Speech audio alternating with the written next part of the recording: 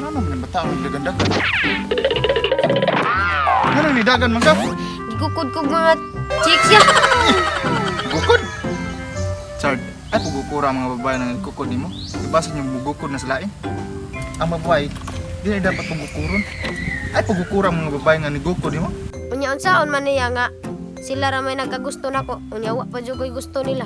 Unya na nakusig koy. Ay tuwa sakit, daghang masakitan. Dili, likod diri ka mag-story ta.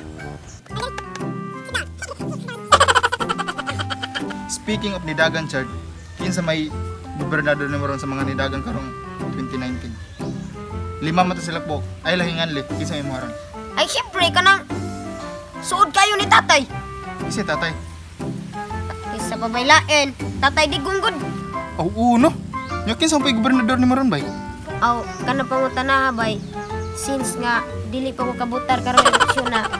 Unya na namon koy saktong paminsan pangutok og saktong panghuna-huna. Oh, hinoon bay tiguang na mangid ka.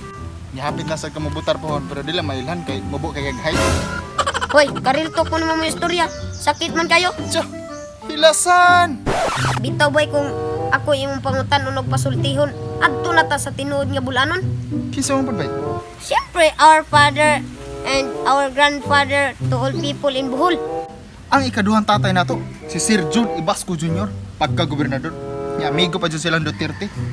Makasaligan, buutan, dali ra maduulan. Nya, pure pagin nga pagkabulanon. Maogi. Subusa karang Mayo 13 atong suportahan og butaran si Sir Ibasco Jr. pagka-gobernador. Ay kalimti guys, Sir Ibasco Jr. pagka-gobernador. Mao ni kandidato naman diri guys sa Taytay Hitaki Bohol. Sir Ibasco Jr. na ta. Sir Ibasco Jr. Alang sa kausaban o kalambuan, kini ang tinuod nga bulanon. Ibasco